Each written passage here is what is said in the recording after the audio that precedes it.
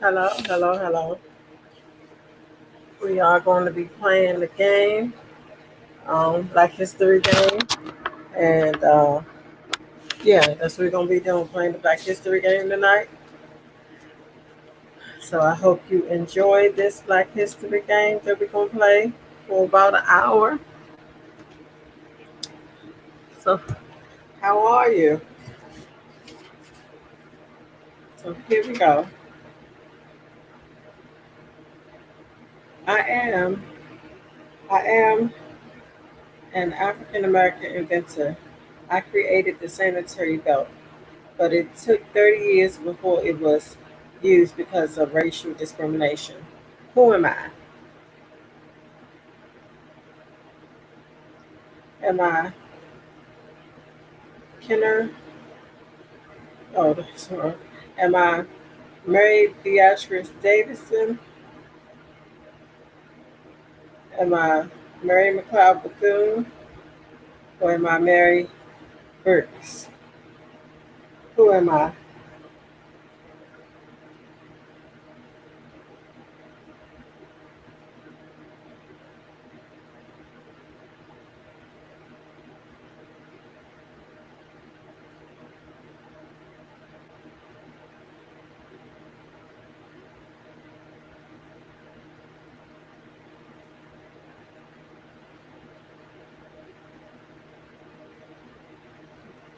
No, Mary Burks is not it.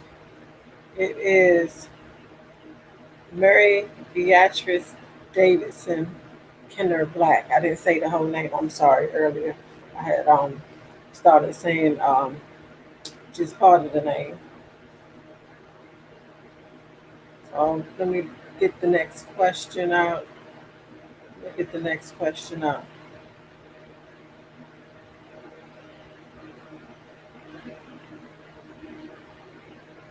Let me get out the next question.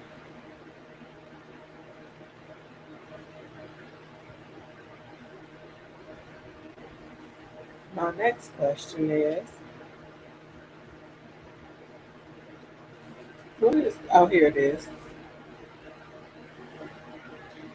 I was a fashion designer and first African American to become a noted fashion designer. Who am I? Am I Anne Lowe, Audrey Lorde, or Kim Fields? Who am I? Let me know.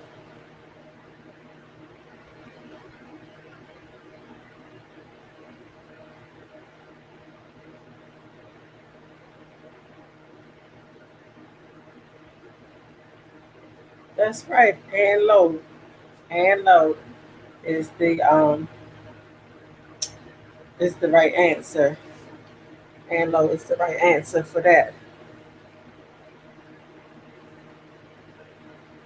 Okay, I'm gonna go back. I'm gonna go back to here. I'm gonna go back to here.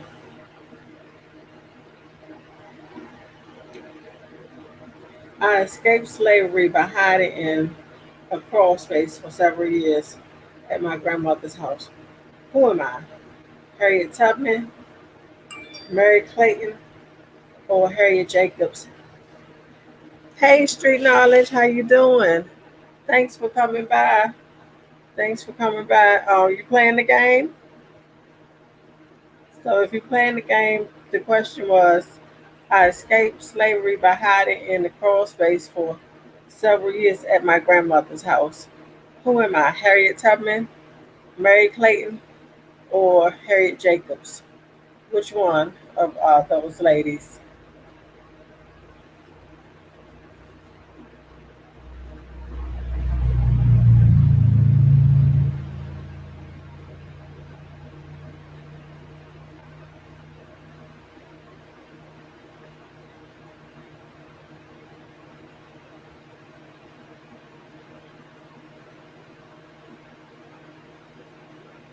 Oh, oh, okay. Oh, I think you're not playing the game. Okay, that's cool. That's cool.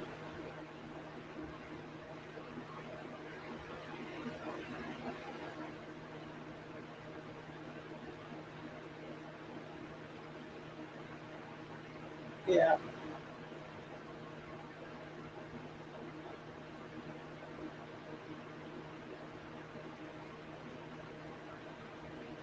Jacobs. Ah, you got it right. You got it right. I'm gonna drop your link.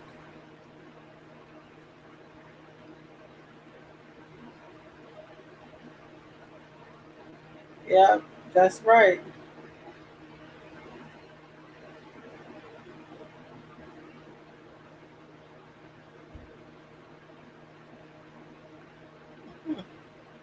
All right. So your link is in the chat.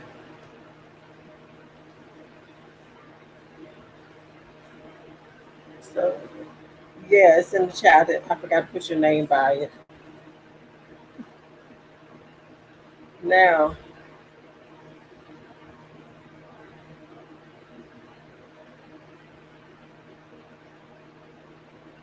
oh, I am the owner of Sister to Sister magazine. My magazine was called the African American version of People magazine. I became the first nationally known female gossip columnist.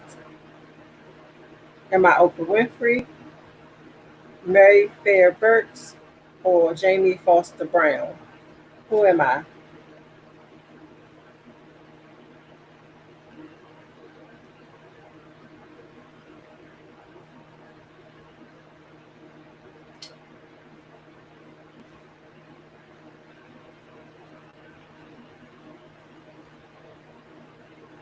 So I was the owner of Sister to Sister. Well, I am the owner of Sister to Sister magazine.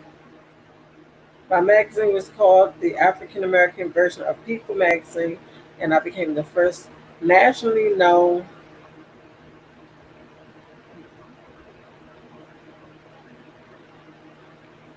Yeah, yeah, you got that right. That's right. That's right. Okay.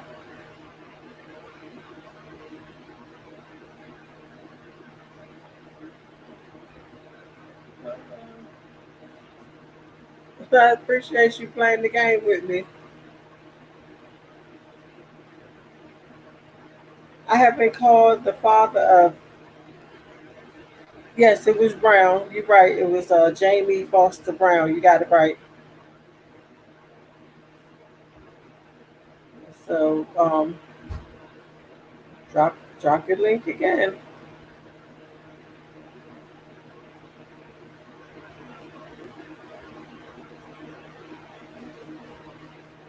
Alrighty then. I have been called the father of Black History Week and the reason Black History Month exists. I am Langston Hughes, James Weldon Johnson, or Carter G. Woodson. I'm sure you're gonna get it right. I'm gonna, when I come, I'm about to step out, get my other phone, and I'll be right back.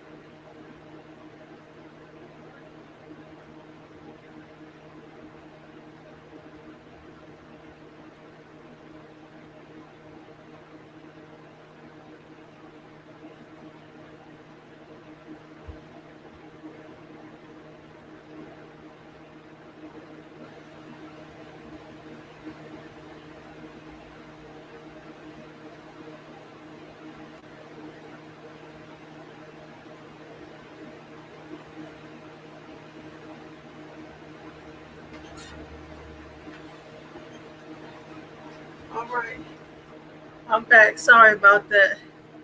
Yes, it was Woodson. It was Woodson. Carter G. Woodson. He was the he's the right answer.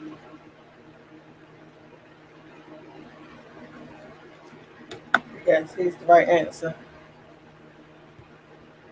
I am yeah, I had to go out here and check up on my daughter, my granddaughter, and get this up the phone. So let me put this right here. So how you been, Street Knowledge?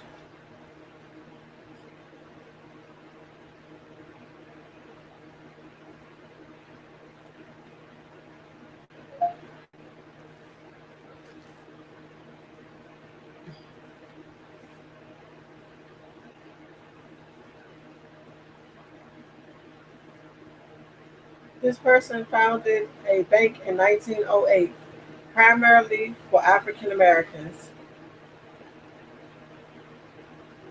Who is it? Is it James Weldon Johnson, Rebecca Lee Crumpler, or Jesse Binga?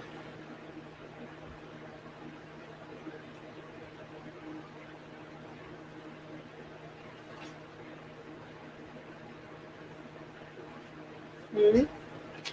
Oh,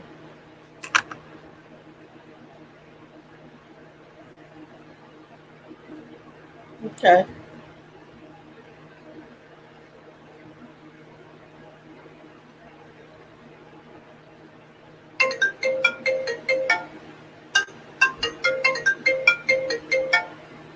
Lord have mercy every time. I've been doing well. I've been doing well. Just working. I have been I really just don't want to press. You know how you press decline and they know you declined their call. I don't want them to know I declined their call. But it seems like every time I come on live, I get a phone call.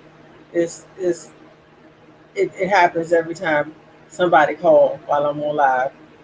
But I've been doing all right. I have been out of work. Well, I have been out of work first, my job, like I didn't have many clients, and then I ended up with another client that I had to stay overnight over there, and so that was rough. And then that ended. Okay, after that ended, I didn't have any work because of this is how the pandemic did, and so now I'm finally back working regular hours, but it's a whole hour away. Like I work a whole hour away now, and that's just whew. So I was so tired on my way back today because when I first started, I was working with the client from 3 to 8. So that's only 5 hours. It's just the drive there. But they asked if I can start working 10 to 6. So I have to get up kind of early, get ready so I can be there on time. And this morning, I wanted to make sure I got something to eat because I didn't want to be sitting over there hungry. And I knew the little fella was going to want to go to the daggone pool like he always want to do. So, wanted to make sure I had me something to eat. I didn't want to be hungry because he did not like to get out that pool. And he was mad when I had him get out the pool today. He did not want to get out. I said, "Can I stay in the pool all this time? It's been 2 hours. We going to the house." So he didn't like that too much. He was unhappy with me. I'm here to tell you. He wasn't feeling it. So yeah. Okay, so let me get back on track here. Hold on. Did we even answer the question? Oh no, we didn't answer the question. Oh, say the name again. Okay, the names it was they were. This was the question. This person founded a bank in 1908 primarily for African Americans. Was it Rebecca Lee Crumpler, Jesse Binga, or James Weldon Johnson?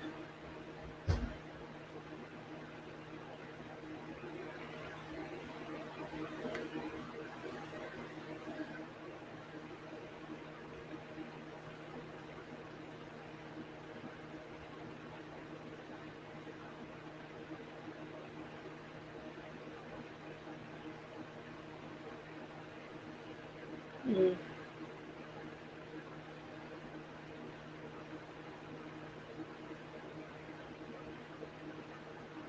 Okay. So it was,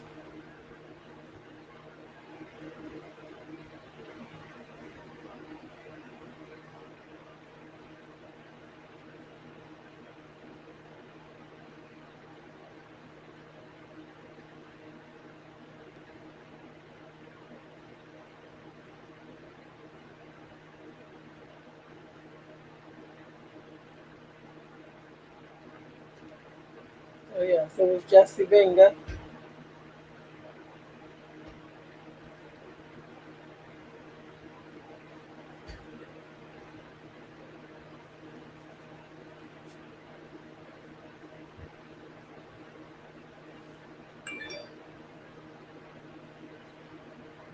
I am the first black woman doctor in the U.S. Who am I? A. Harriet Tub, excuse me, Harriet Jacobs. B. Rebecca Davis Lee Crumpler. C. Patrice Banks. So I am the first black woman doctor in the U.S. Who am I? A. Harriet Jacobs. B. Rebecca Davis Lee Crumpler.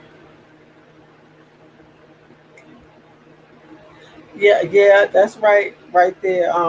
For the other answer, it was Jesse Venga, and so this one that I'm asking is, I am the first black woman doctor in the U.S. Who am I? A. Harriet Jacobs. B. Rebecca Davis Lee Crumpler. Or C. Patrice Banks. I'm gonna have to turn these notifications off. There we go.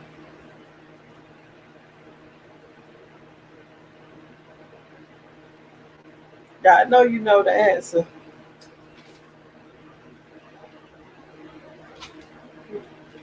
Because these aren't new. I did these the other week.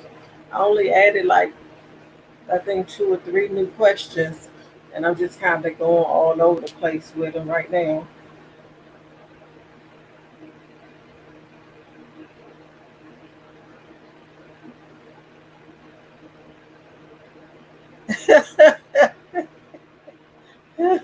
He says, hey, "Oh, sis, that that's sister badass is my sister, so she had the answers right here. So no,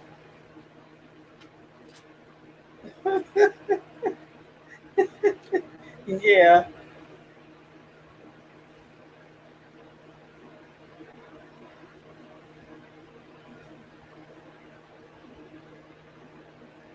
cold, cold, uh, cold. Who is cold? Oh, you must have know what I said. I said Harriet Jacobs, Rebecca. Okay, that's right. That's right. Rebecca Lee Crumpler. You getting these answers, ain't you? So you must like history too.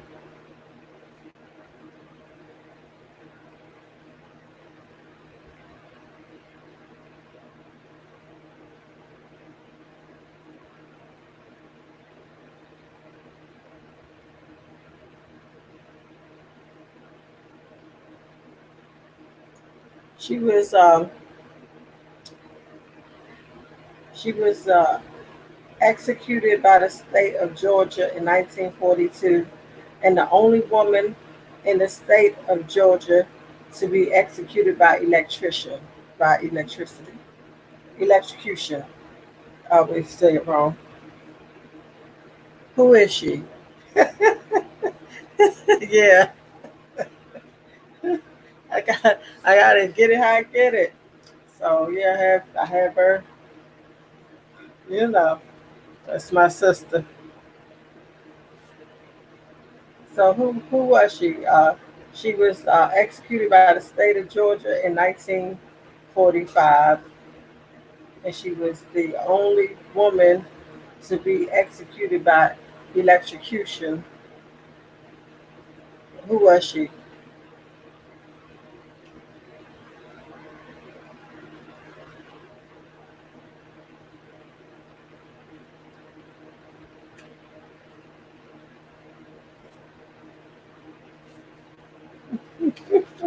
I'm supposed to give you the names. Who was she? Was she Elaine Brown? Was she Lena Baker? Or was she Toni Morrison? Which one was she? Elaine Brown, Lena Baker, or Toni Morrison?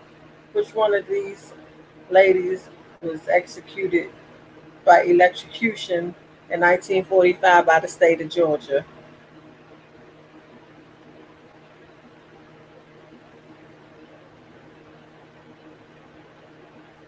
Oh, okay. You said something.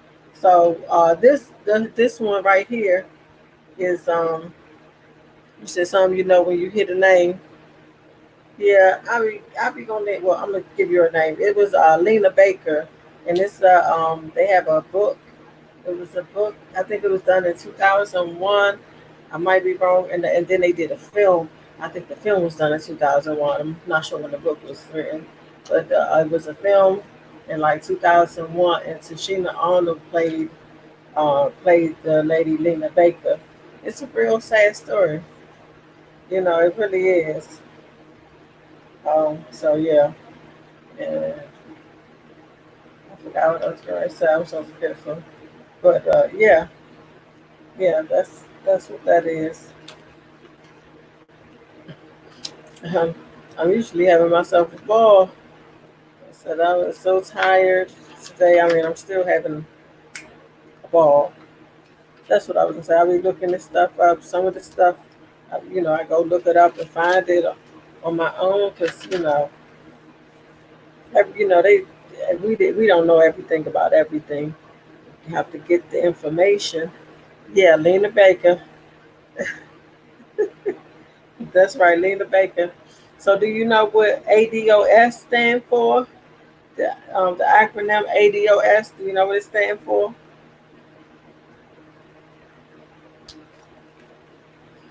I didn't actually put anything other than what it stands for. Like, there's no multiple choice on that one. I didn't make one.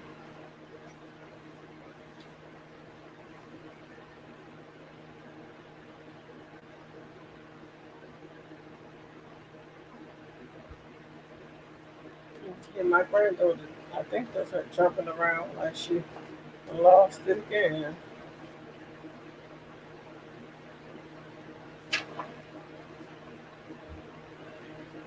hmm So ADOS is an acronym for American Descendants of Slavery. So that's what ADOS stands for. And like it's what is her name? Yvette Carnell, and I can't. I think the other one's name is the man because I know she'll do interviews and they'll do different podcasts, YouTube stuff together. But I can't think of his name right now.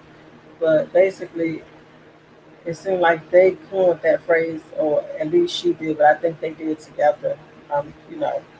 I could be wrong on both of them, but I know for sure she says it and he says it, but I don't know, like if the phrase came from him or her, if it came from both of them or not. So that's what I don't know. hmm That's what I don't know. And here we go. Here we go.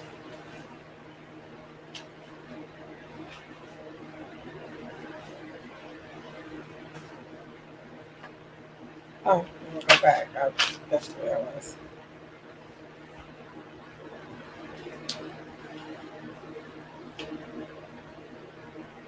I led the uprising of the slave. Who am I? Anthony Burns, Nat Turner, or Ida B. Wells?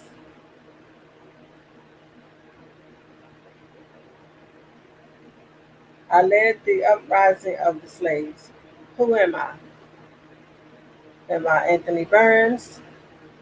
Am I Nat Turner? Or Ida B. Wells? Who am I?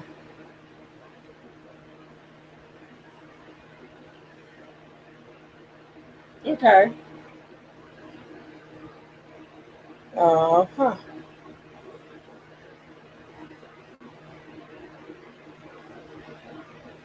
Oh, I see. Okay. I'm trying to see if if you had the answer. I'm trying to see.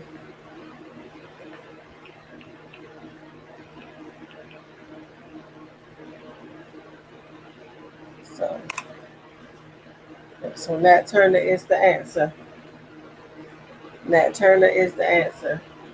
He led the uprising of the slaves. Yeah, I think I'm gonna find out the year. I don't think I remember the year on that, so I'm gonna find out the year on that right there.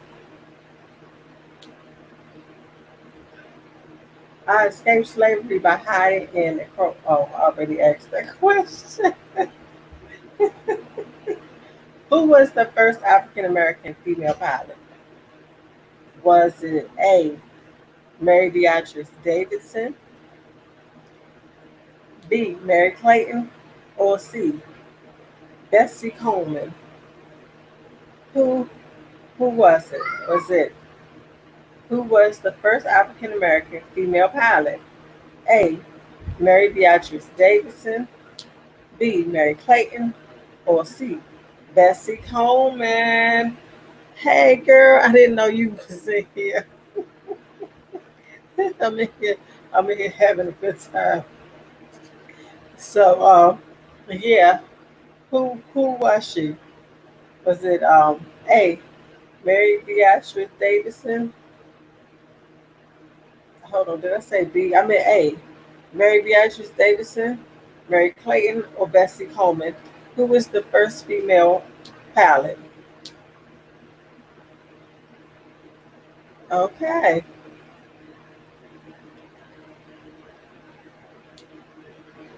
I will give it a few seconds. I'll give it a few seconds.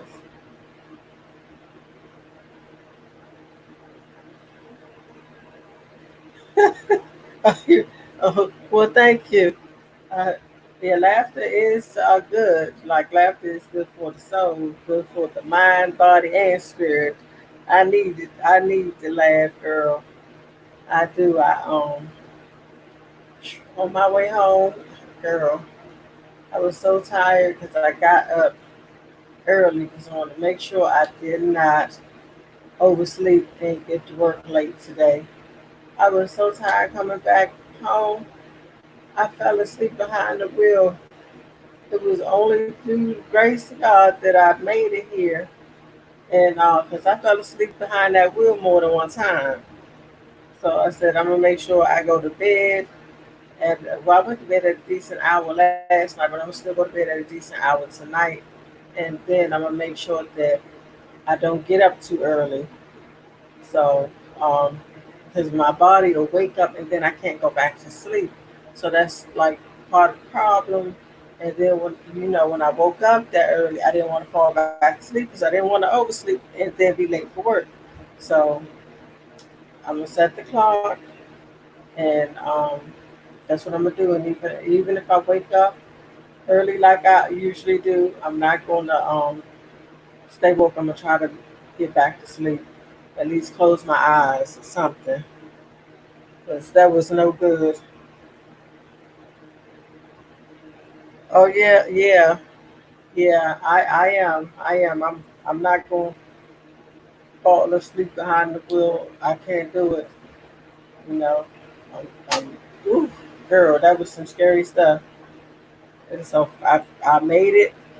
I made it home obviously, but I felt I was asleep on the like in the town of Lillington, not too far from where I live, and I woke up. I was getting ready to hit. Hit somebody. Lord have mercy. Thank you. I love you too. I love you too. And so the answer, I'm about to put the answer in here. I forgot what I even asked. Oh, who was the first African American female pilot? Was it Mary Beatrice Davidson, Mary Clayton, or Bessie Coleman? So,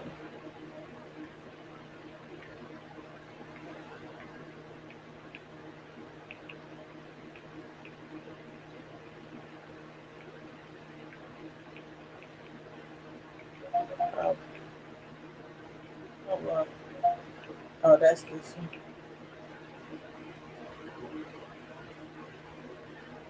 So that's who it was. Oh, I didn't see. We both put it in. Yep, it was Bessie Coleman. All right. So you you got it. Let me fix this here. So, since you got it, Tony Hendricks Green.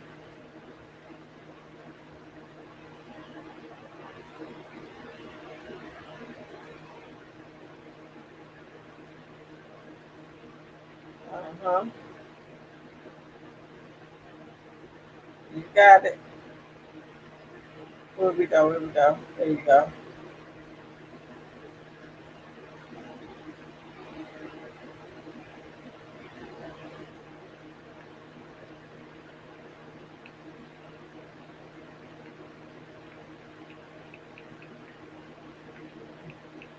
Hold on.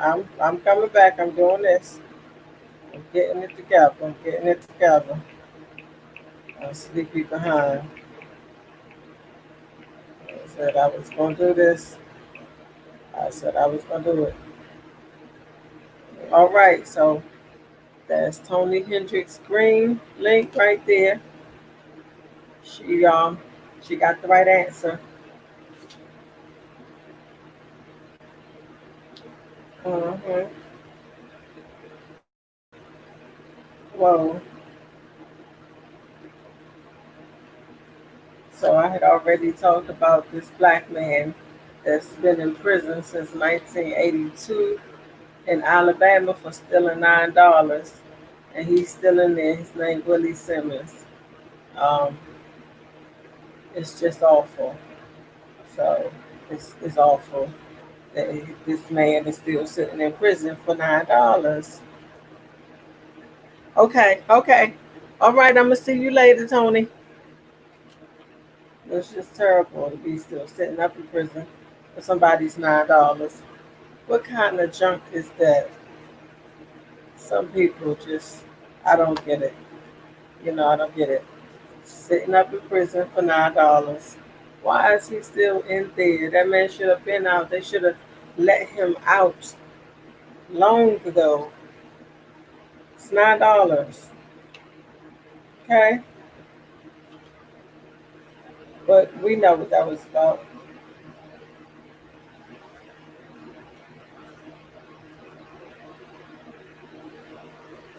Okay. Oh, now I have been called.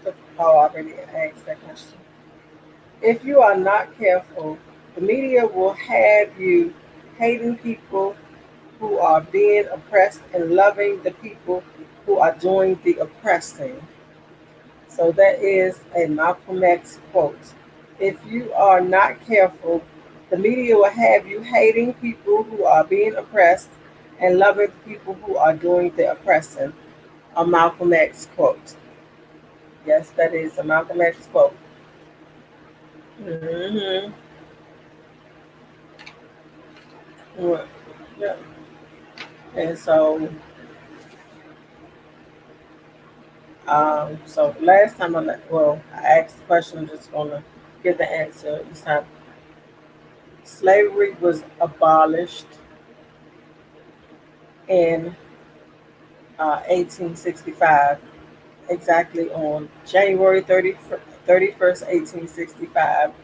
But you do know, even after slavery was supposedly ended, it was still people that were still enslaved up to 2 years after slavery was over.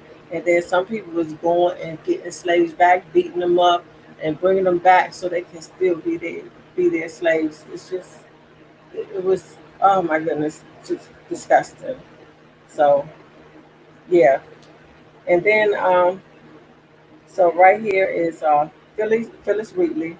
Phyllis Wheatley is the first black poet. So yeah, she's the first black poet, and I have written something. I'm going to kind of I think I'm gonna kind of like spruce it up. I have a few things to do to it, but I'm gonna go ahead and share it anyway. Right now, it's a poem that I'm working on. Uh, what is it called? That's not it.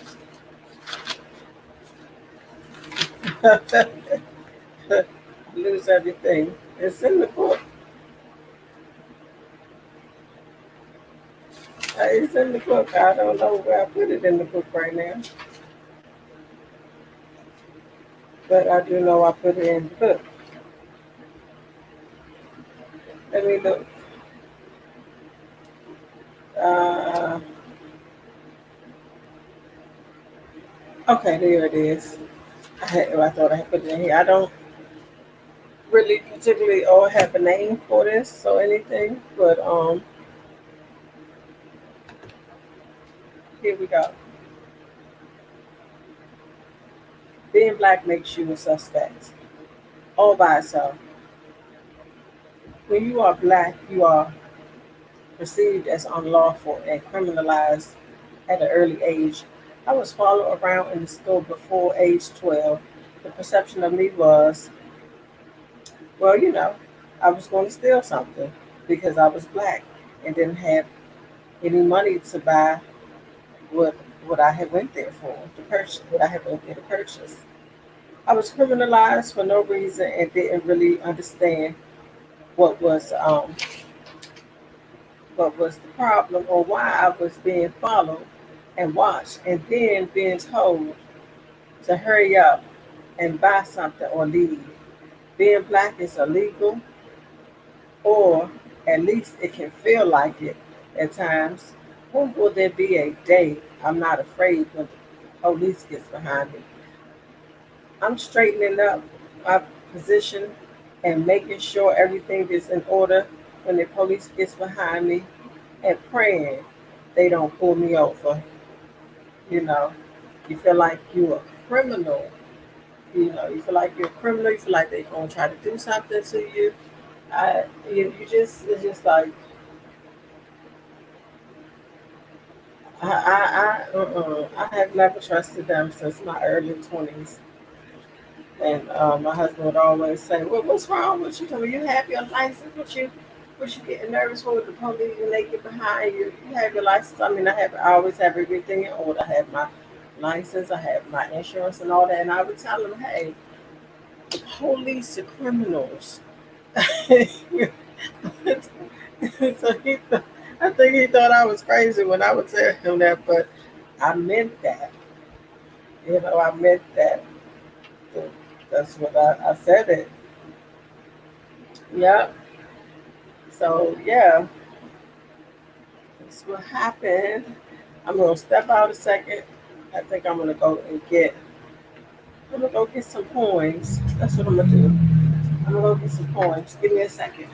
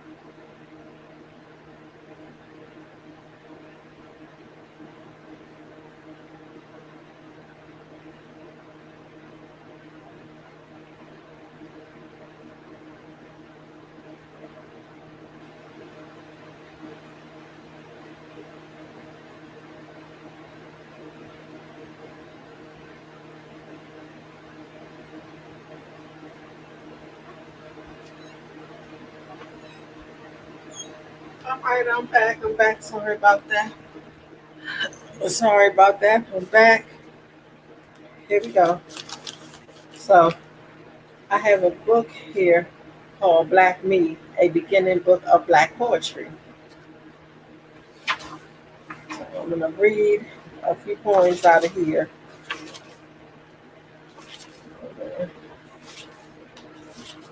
Yes, I'm gonna read a few poems out of here.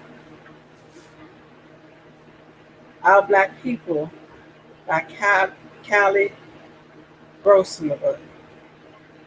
Hope I said that right. Our Black people are your and my people. We know they can love. Let this be true for me and all of you. So that was by Callie Grossenberg. I'm sure I'm messing that name up, but I'm trying. And now this one is by the same person. It's called It's a New Kind of Day. It's a new kind of day. It's a new kind of day. It's the love that makes a new kind of day. It's a new kind of D. It's a new kind of day. It's a new kind of love. Help us with this love. Lord, we love too much. So, yeah, that's a good one. Then we have The Real People Loves One Another, Rob Penny. The real people loves one another. The rest bees shaming. Bees walking backwards under the sun. So this was called The Real People Loves One Another by Rob Penny. That was a little funny. This one here is by Langston Hughes. Y'all already know that he's one of my favorites. So this is by Langston Hughes. It's called My People, Langston Hughes. The night is beautiful, so the faces of my people, the stars are beautiful, so the eyes of my people.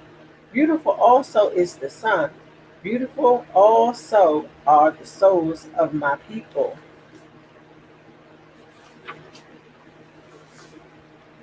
Another one by Langston Hughes called Sun Song.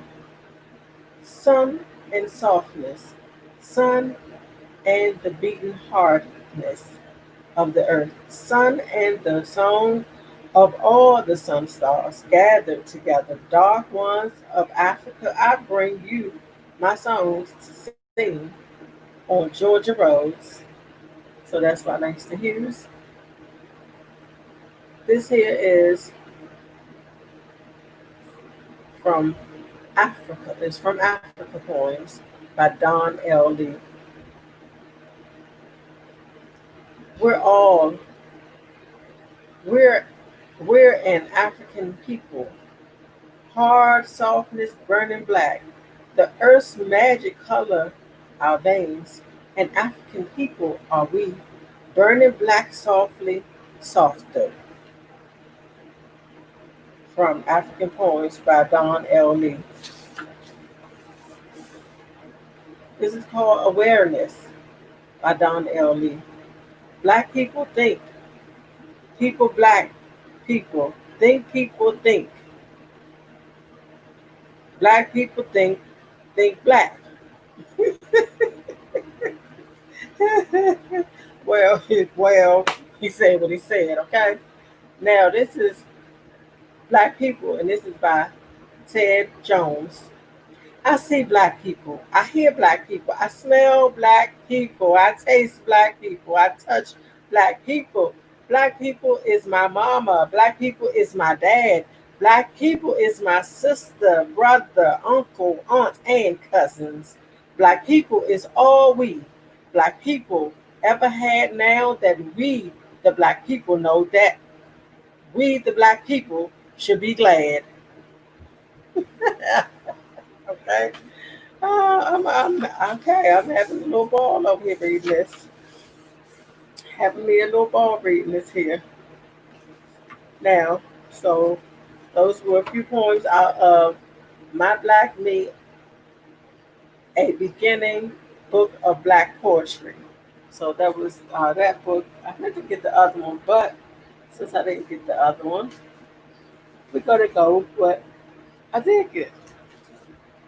So we're gonna go with what I did get.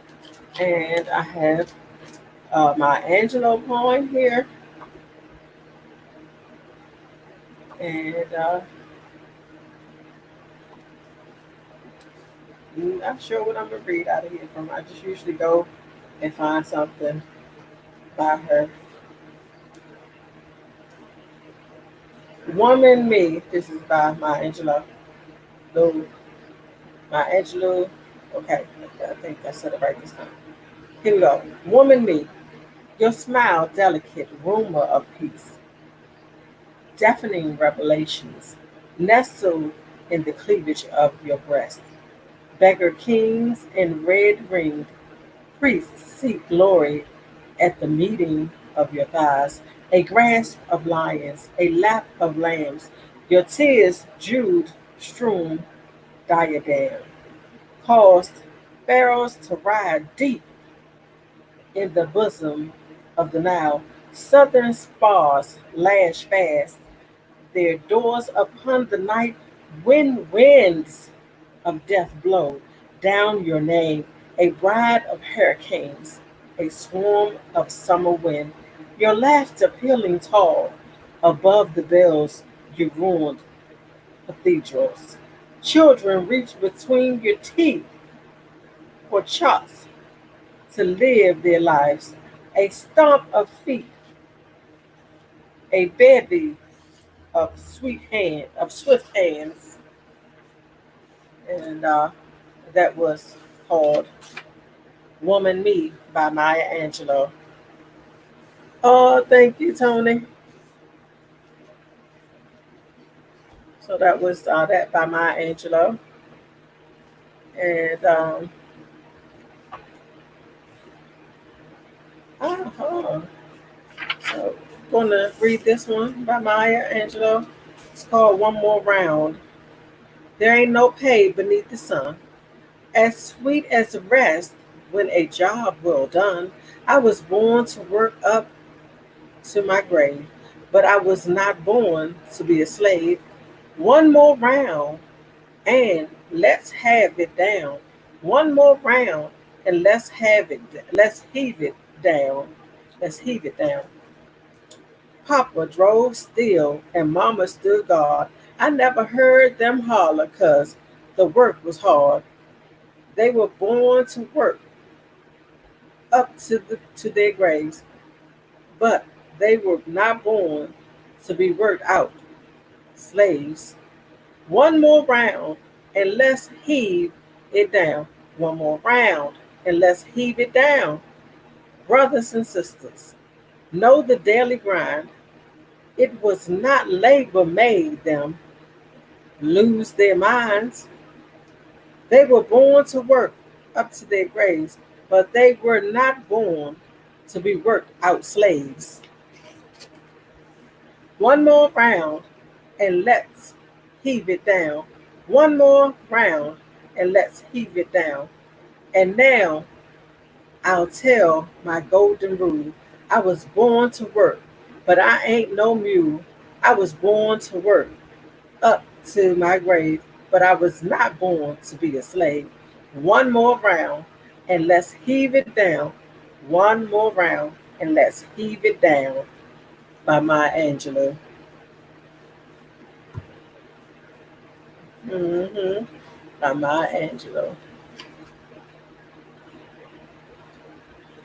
So this here, this is called Riot 60s. Our, your friend Charlie pawn shop was glorious blaze. I heard the flame lick, then eat the trays of zircons mounted in red gold aloes. Easter clothes and stolen furs burned in the attic. Radios and TVs crackled with static, plunged in only to a racial outlet. Some thought the friendly finance furniture company burned higher when a leopard print sofa with gold legs, with makes into a bed, caught fire, an admiring groan from the waiting poured absence, landlord. You go, you got that shit. Lighting 100 watts, Detroit, Newark, and New York screeching nerve, exploding minds,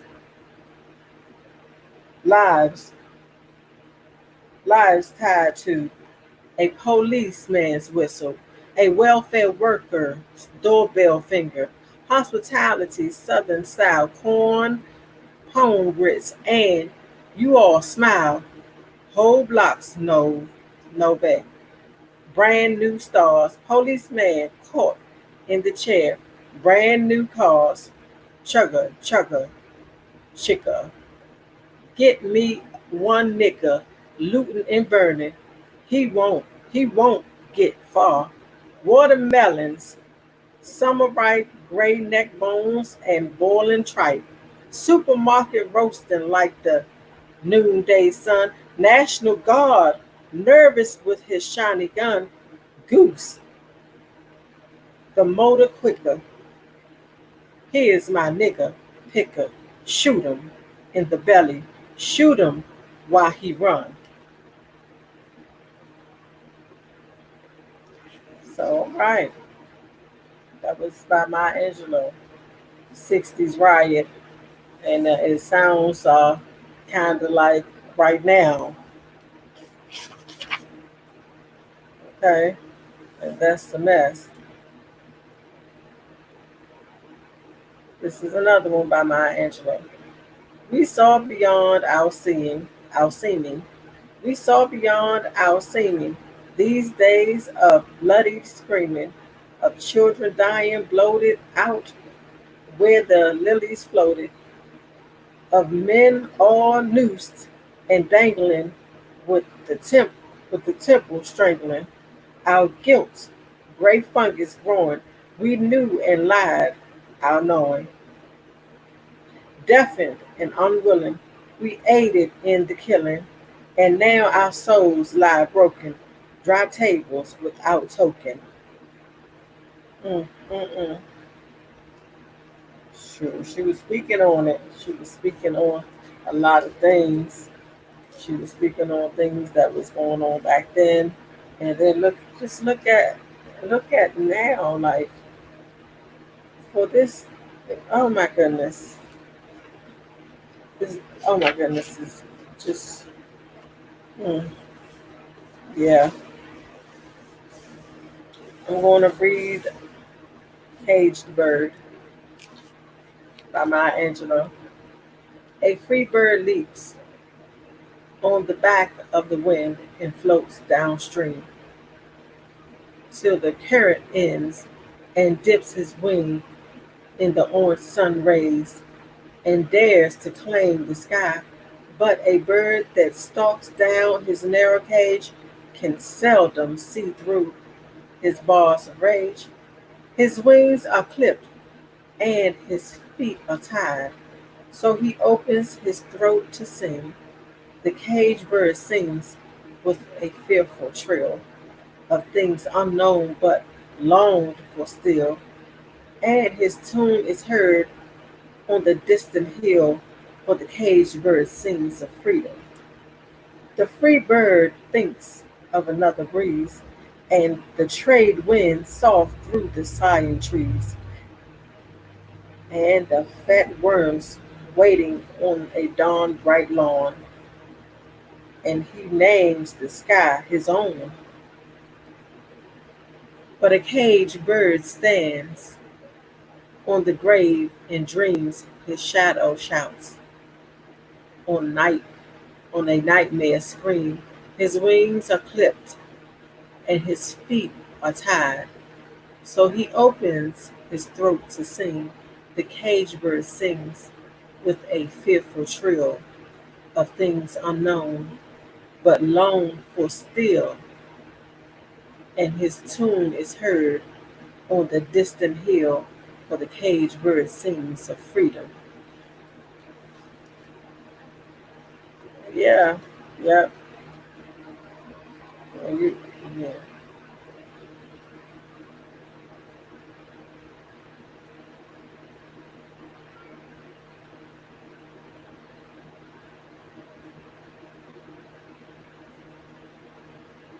Yeah.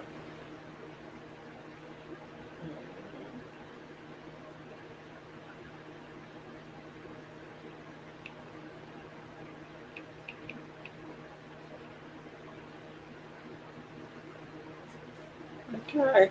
Oh, oh, I had something I was going to read. I had something I was going to read, didn't I? I'm just going to read one of my own. Before I read one of my own, I've been really getting into this enemy, everything worth fighting for, and ex, exploration of being black in America by Desan Anu. He has some really good work. So I'm really enjoying his book. I've really been enjoying this book, and I want to read it. And this one is wow.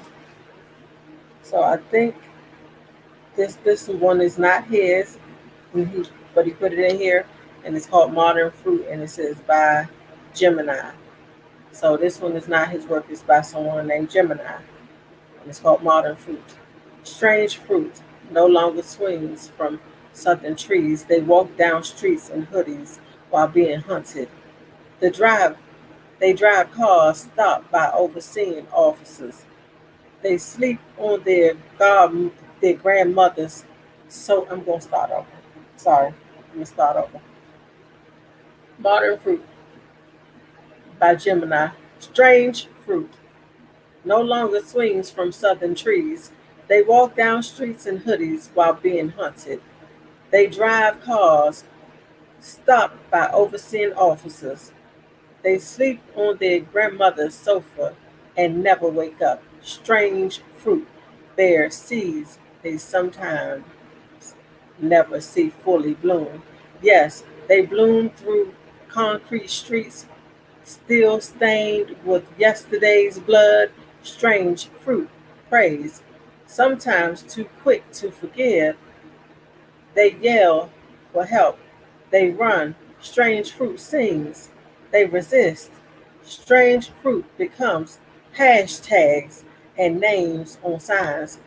They record themselves being cut down and tossed aside, and the world continues to consume them. That was called Strange Fruit by Gemini. Well, not Strange Fruit, it was called Modern Fruit by Gemini. So, yeah, I like that.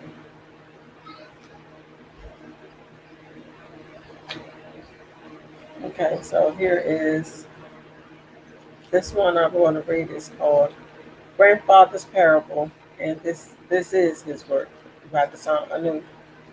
Let me tell you something. Let me tell you something about getting by, boy.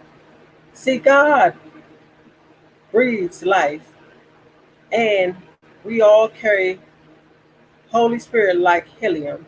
See, we're all just blooms, strung to existence on earth, but desperate for the heavens. But be careful now, boy, because the devil is watching, ready to capture wishes like fireflies, bottles them up in self doubt and fear. I say, let's protect them.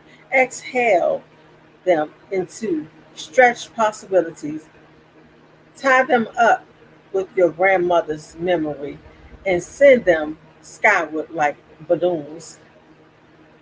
They'll be captured by angels, given wings before puberty, skipping through playgrounds dressed in white, singing destiny and holding wishes, blinding the devil with their smiles.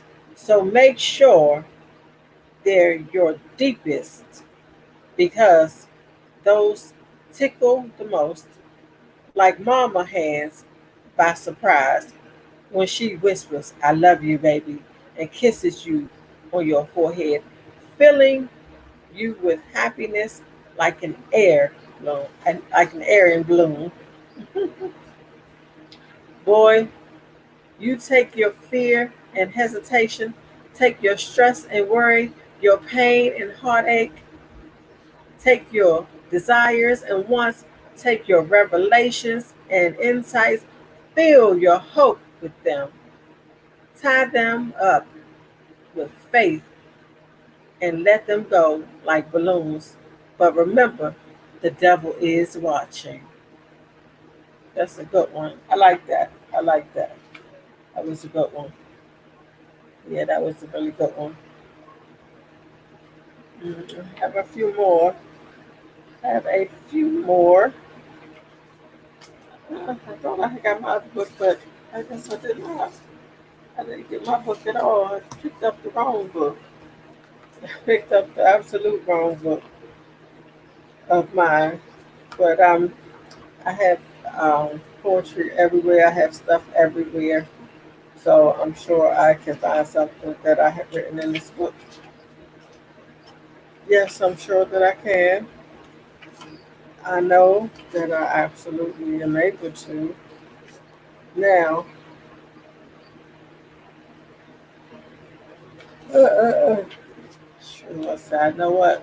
When I get, I'm gonna have me some dinner. I'm gonna eat something once I get off here, and then I'm going to get me a bath, and I am going to hit the bed. Yes, I'm going to hit the bed. I am going to go right to sleep. Yes, I am. I can't even find what I'm looking for. That is so funny. I can't find what I'm looking for right now. So, I can't find it. We're gonna have a song real quick. That's what we're gonna do.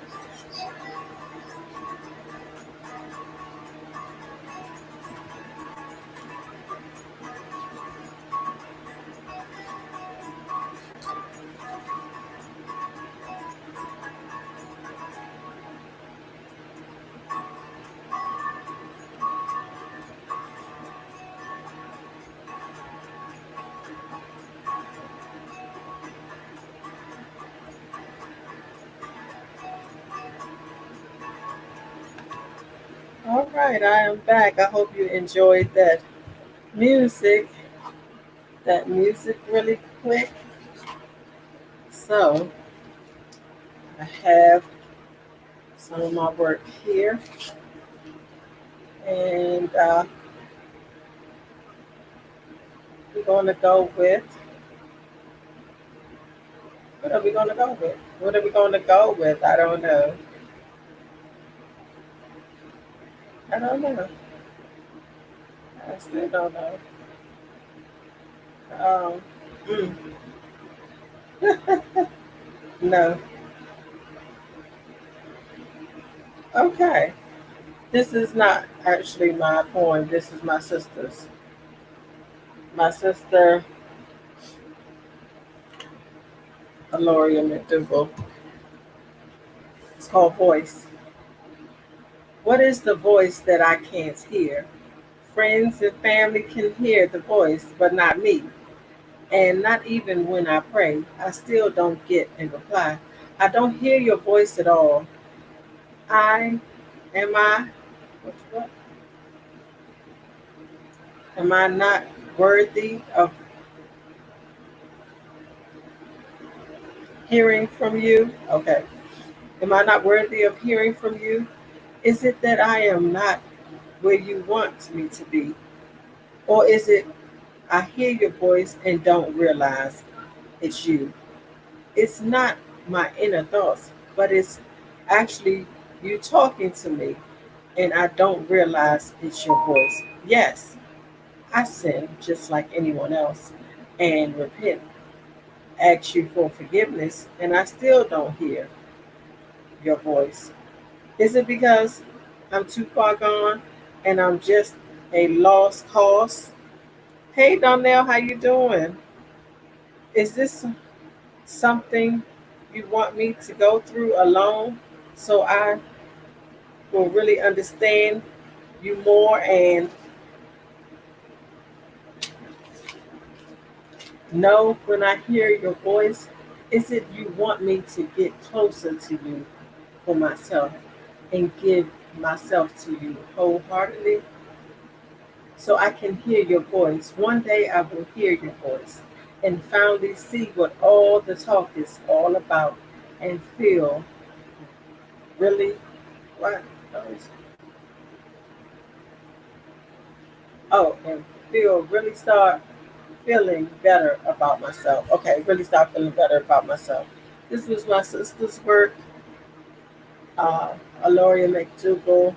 It was called Voice. She have another one called Pray, but I read that before, and so I don't actually have it in this book either. But I thought I would share that, share one of hers, and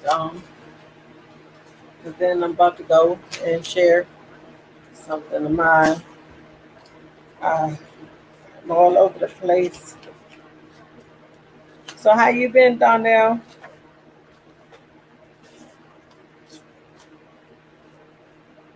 Oh,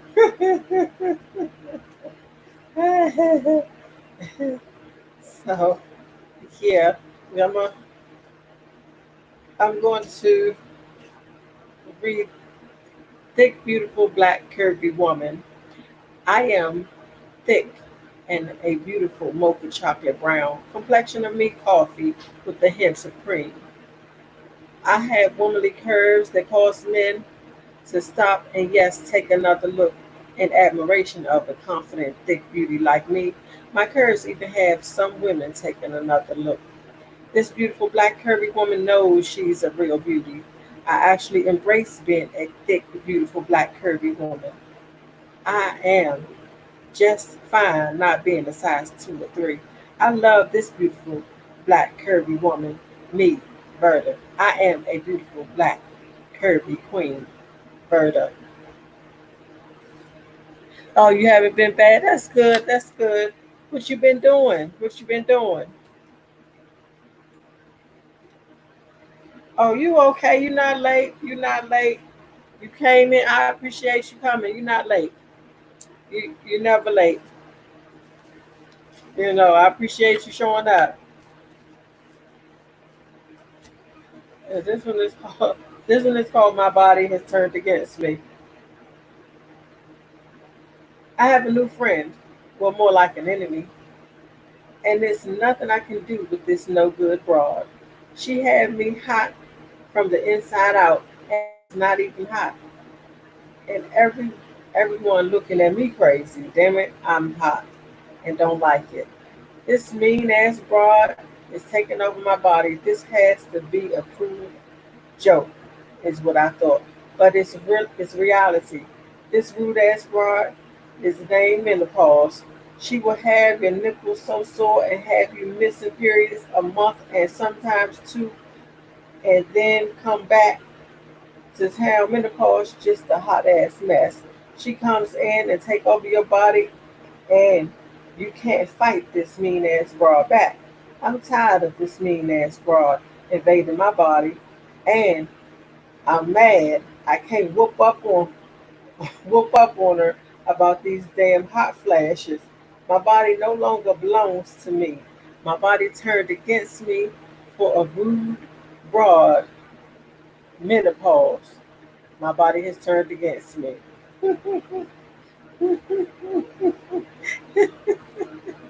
So yeah, and I was working on this.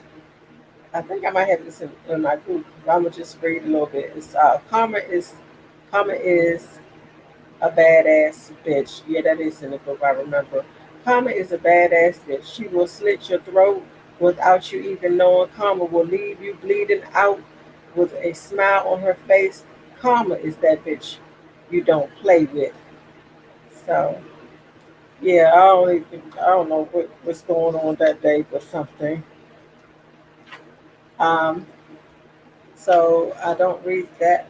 So here is one that I've been looking for this. This is called Full Figure Queen. When I look in the mirror, I see a beautiful full figure queen staring back at me. No, I am not a size 2 or 3, and the size of my clothes doesn't make me. I am a beautiful, confident full figure queen, and I command attention when I walk in the room.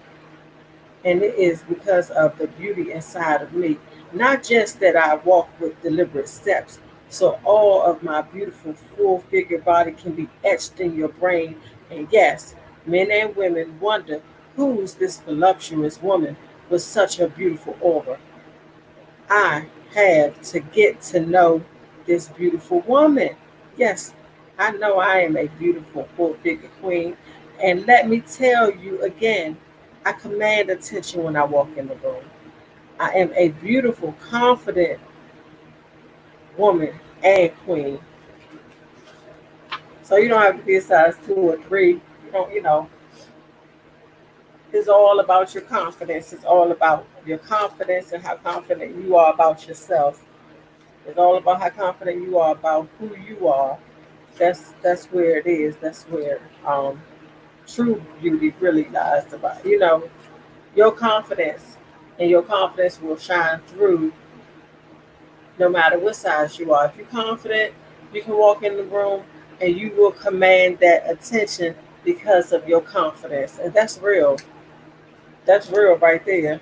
If you're not confident, it's gonna show. If you're not confident, that's really gonna show. Yeah, it's really gonna show. And so this really supposed to be, hey,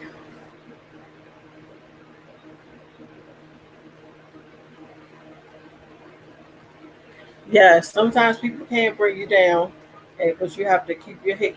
Don't let nobody bring you down. Because when they try to bring you down, you just have to keep on going, and you know, don't even go to their level. I have went to people levels before, but I am so happy to say that I'm a lot better. I'm a lot better because it used to be a time where I would let people get in my head, bring me down, have me upset, but I don't have time for that. I don't have time for the ignorance. Forget all that. I have other things to do. I have my own life to live, and I'm too old for that.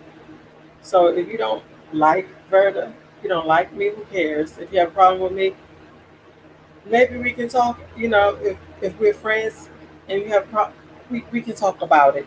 I don't mind talking about it with my friend. But if you just have a problem with me for no reason, just because you want to have a problem with me, that's your problem, not mine. Deal with it. That's what I say. Just deal with it. Uh-huh. And so I was supposed to actually doing this was supposed to be uh Black History Live. I did some Black History questions, and then it took a turn to poetry. Uh, you know, it took a turn to poetry. I think I always end up inside of poetry. She is my love. She is my first love, and I love her poetry. She is everything to me. You know, she saved my life. She really did. I have a poem about poetry. I do. I am. Oh, I just. Man, I'm in the wrong book again. I have stuff in all these books. I do. So what I'm gonna do? Uh huh. Oh, so I haven't read this at all anywhere. Let me know what you think. I'm working on it. I was working on it. I'm trying to get it to where I want it, but what you think? Listen to the beauty of my afro. She plays a strong song, knocking on congos, spiritual hymns, jazz tunes, rhythm and blues, and hip hop and poetry too. She represents so many things to me as a black woman. I am going to tell you exactly what she represents to me. The beauty of my afro is a representation of fearlessness to me, because we as little black girls were taught straighten your hair or perm it because our natural hair was nappy and and other mess. It took me being fearless enough to cut off all my hair and allow it to grow back into an afro. It took me being fearless once again and cut it all off and still rock my natural in my short fro. Not really loving it, but I'm working on it. You know, I'm not loving it, but because it's a few things I've been playing around with it. But here we go. The beauty of my afro represents courage to me. The courage my grandma had to leave her abusive husband and raise her sons alone back then. That was courage. That was courageous. That was courageous. So well, I'm not really finished with this, but I kind of know where I'm going with it. And I had actually forgot. I knew I had this poem, but I forgot which book it was in actually.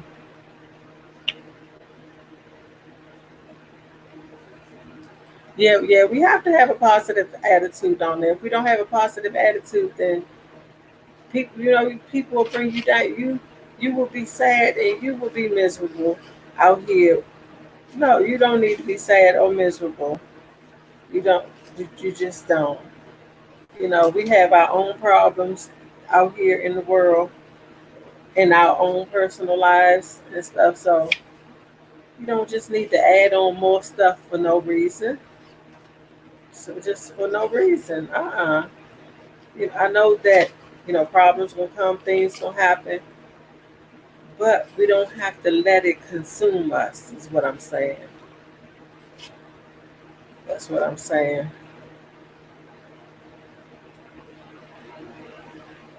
Yeah. Okay. Now we're gonna listen to a song, Donnell. I I'm just looking through. Oh, look at what I found. My daughter read this the other night, and I found it in my book, so I'm gonna read it. I think I have the whole thing too. I, I think this when I switched it up. Okay, this is my poem. Is your house in order? Why are you so worried about everyone else's life? What is the real root of your problem? Why do you think you're always right? Who gave you the authority to stampede all over so many people's lives? Answer me this. Is your house in order? Stop worrying about everyone else's daily life. Stop trying to run people like. Take your nose out of everybody's business. You need to stop calling people on the phone and telling them what's going on with other people. Before you try and judge, because you really can't, answer me this. Is your house in order? and and so then I added, that was like the the original version, but then I added, because I did a function and then I added to it. Um, I'm going to read it over with the added part. So, is your house in order? Why are you so worried about everyone else's daily life? What is the real root of your problem? Why do you think you're always right? Who gave you the authority to stampede all over so many people's lives?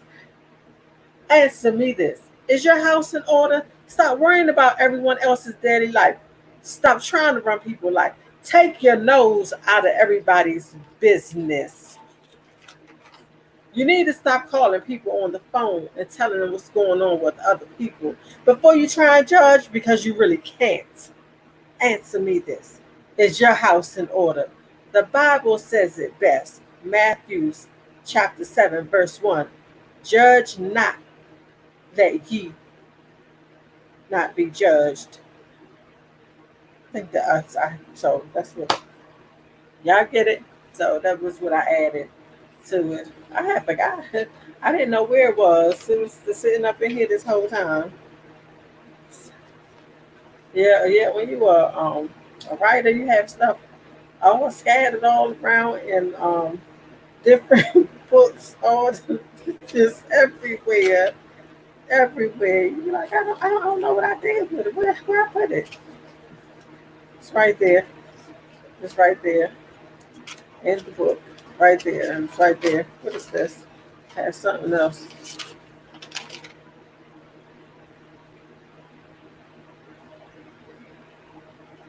Oh, I think this was uh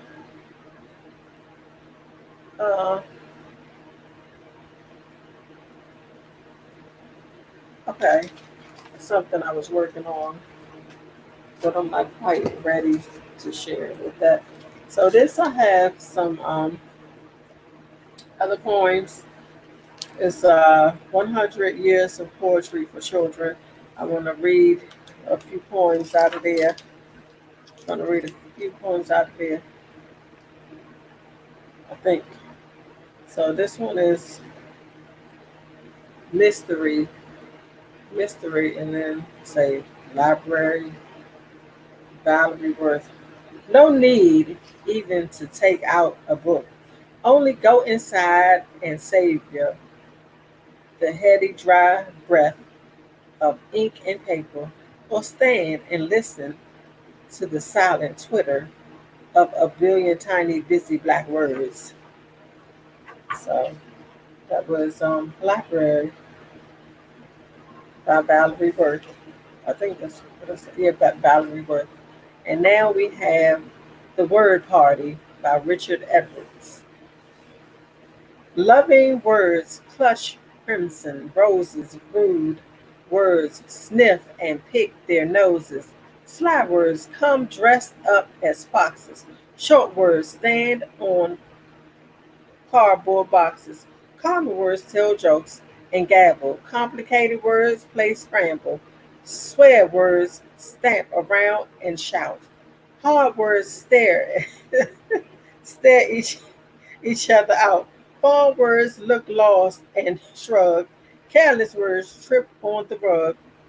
Long words slouch with, with stooping shoulders. Cold words carry secret folders. Silly words flick rubber bands. Hyphenated words hold hands. Strong words show off, bending metal. Sweet words call each other petal. Small words yawn and suck their thumbs till at last morning comes. Kind words give out farewell pauses.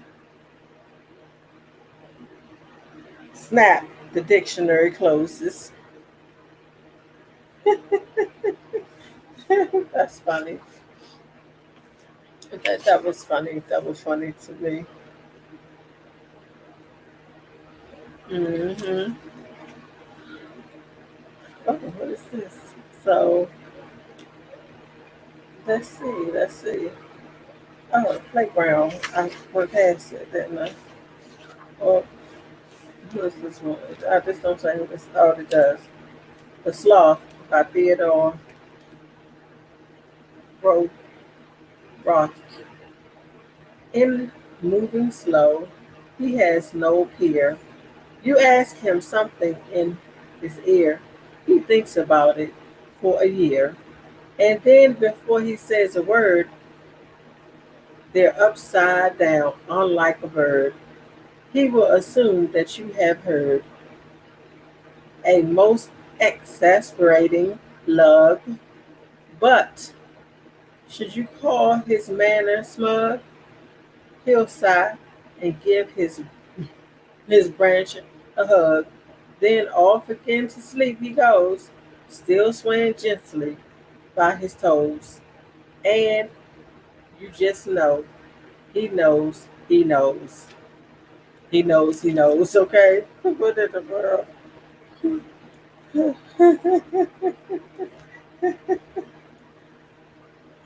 Yeah, yeah, yep, yep, yep. There's a few in here.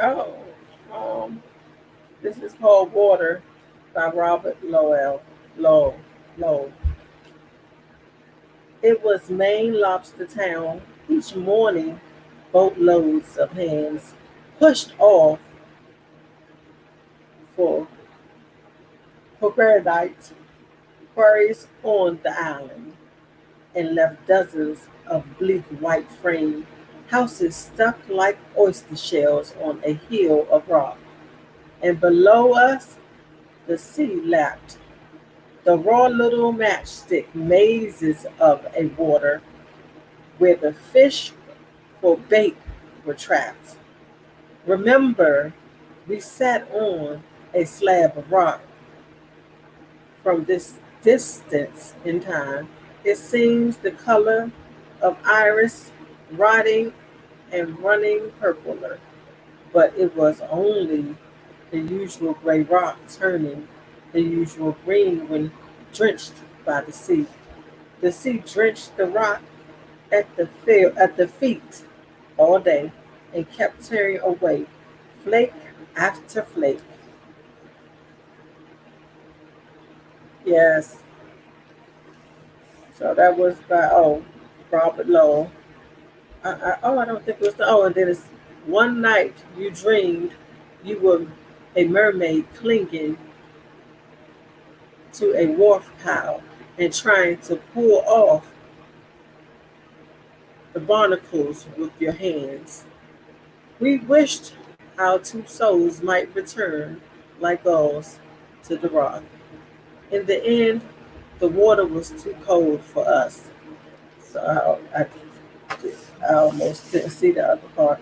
And so this one is by Vernon Scannell. It's called No Sense of Direction. I have always admired those who are sure, which turning to take who need no guide, even in war, when thunders shake the torn terrain, when when battlings of shrill stars all desert and Derlicete moon. I'm sure I brought yo, I said it. I said it right. Goes over the hill, eyes chained by the night. They find their way back as if it were daylight. Then on peaceful walks over strange wooded ground, they will find the right track, know which of the forks will lead to the end. I would never have found, for I lacked their gift, poses almost no sense of direction, and yet I owe a debt to this lack, a debt so vast, no reparation can ever be made, for it led me away from the road I sought, which would carry me to, I mistakenly thought, my true destination. It made me stray to this lucky path that ran like a fuse and brought me to you in love's bright, soundless detonation. Oh, yeah, detonation.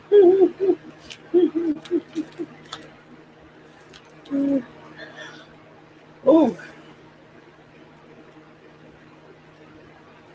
trying to get sleepy on y'all. Trying to get some. Mm. Yeah, here we go. Here we go. We're gonna have a song real quick.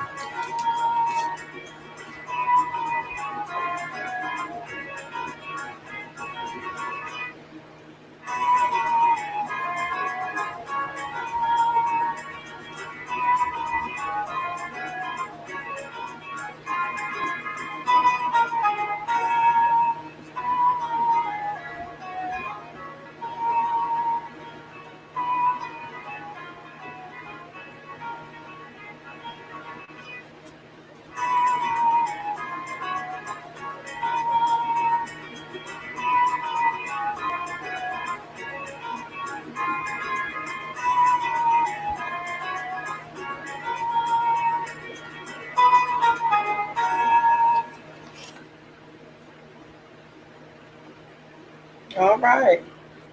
All right. I hope you enjoyed that song there. I was trying to find a poem while that song was on, and I'm going to try to read this one. If I can see it, if I can see it, I'll read it. It's, so far, I can see the art of being me. I released tears from my eyes and released.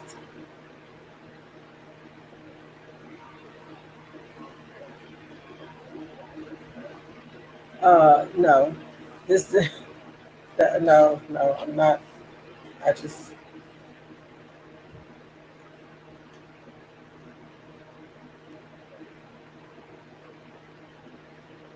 okay. So this I don't. This wasn't finished here. I have a whole lot of unfinished business in this book. I see there's a lot of unfinished business and here. Yeah. What it says?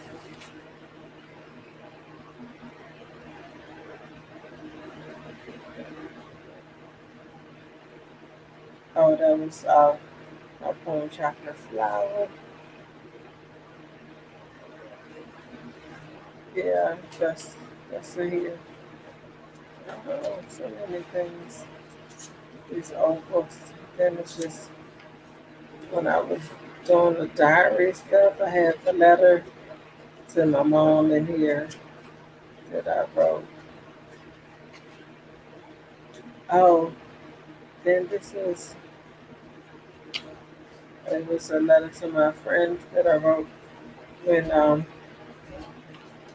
we hadn't been speaking, like we hadn't spoken years, so I decided to write like a letter, but we hadn't spoken in years, but I just wrote the letter so I could get closure. So with the letter, it helped me to be able to release some of the emotions that I had about our friendship breaking up, and so that really helped me. And we actually ended up becoming friends again and talking again. And with me writing that letter, I was able to express to her the things about how I felt, and she was able to express to me how she felt, and it was just really a great thing because we have been friends since we were like 18 and like 18, I think 18, maybe 19 at the most. So we've been friends um, basically 30 years, just about. So yeah, and so I was happy that we were able to come to uh, an agreement, uh, an understanding, and just bring our friendship back together. And because good friends are hard to find, and then somebody that you've been knowing that long, all those years, you don't just throw a friend away that you've been knowing all that time. But we definitely needed that break, and I think it was good for both of us. And that way, I was able to reevaluate myself and how I was being a friend to her. How I was being a friend to her, and sometimes we aren't given we aren't given the way we should. And so I had to really sit down and look at how I was being her friend, because I could have been doing better, but I was just in such a different place. And I was so sad. I didn't really want to bring all that on her or any of that was sad. I was depressed and I just wasn't in a good place. But once it was time to come back together, we came back together. So I was happy about that. And even my other friend that we've been friends just as long, and we got we got into it when she came up here from Florida, and whew, that was a mess. But we eventually talked, and so we eventually talked, and so we're good. We're good now. Yeah, we are definitely good now. I am just hot.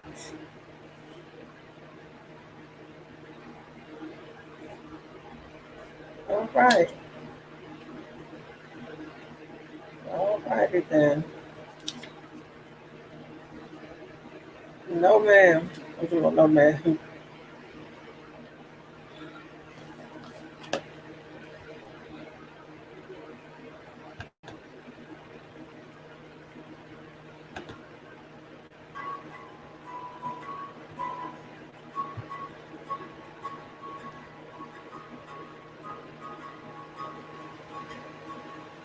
Oh, what was the message down there? I didn't see the message. No, I didn't. I'll check it though. I didn't see your message.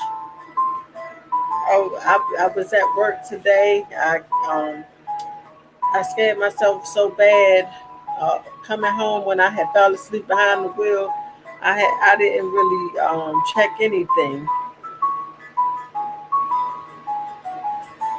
Oh, hold on. Okay, okay. I believe I did. I seen that. I think I seen that while I was at work. I did see that. Thank you. I did. I seen it and forgot because I scared myself so bad when I fell asleep behind that wheel. My mind was like, "Whoa, yes,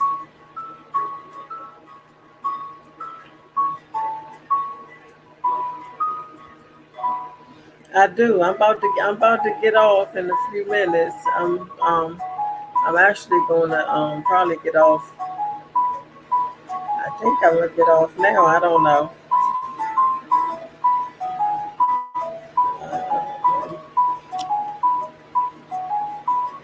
I know I need. What time is it? Oh, it's 9:34. Okay. So I'm trying to hold on to 9 o'clock. 10 o'clock. So I'm gonna try to hold on to 10 o'clock. Hmm. As if I can hold on to 10 o'clock down there. So even if I make it to 9:45, I might be happy. I'll be happy about that. Because I have to get me a bath and change my, eat and all that.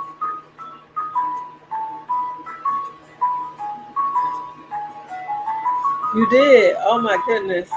Were you sleepy too? Don't tell me that you were sleepy too out there driving.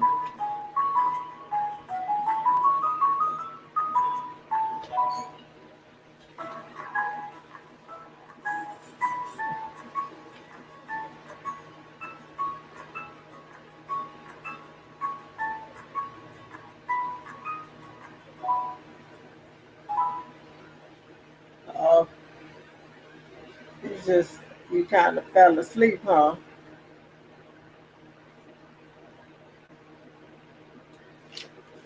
So this is not a poem, but I love this song. I can't sing. Um, Hopefully, I won't get in any trouble for reading this song. But it's a song by Mary Mary. It's called Little Girl, and I absolutely love this song because of the message that the song represents. The song represents so many things, so much positivity coming up. You know, just being a little girl coming up and not knowing that you're beautiful, not knowing your self worth, and and God just letting you know. I'm going to read some of it. I won't. I don't think I'll read all of it because I don't want any. I don't know if because I know I have read Nina Simone as poetry, but I'm not real sure about this. If that's okay. But this is a Mary Mary song that I really absolutely love. It's called Little Girl. It says she was just 13, and I just don't think she ever seen her own beauty. She didn't think she'd be anything. And that little girl, she used to be me. Little girl, wonder, are you listening? Little girl, struggling with your confidence. Little girl, God made you so beautiful. Little girl, I just thought you should know. So I'll just only read that much.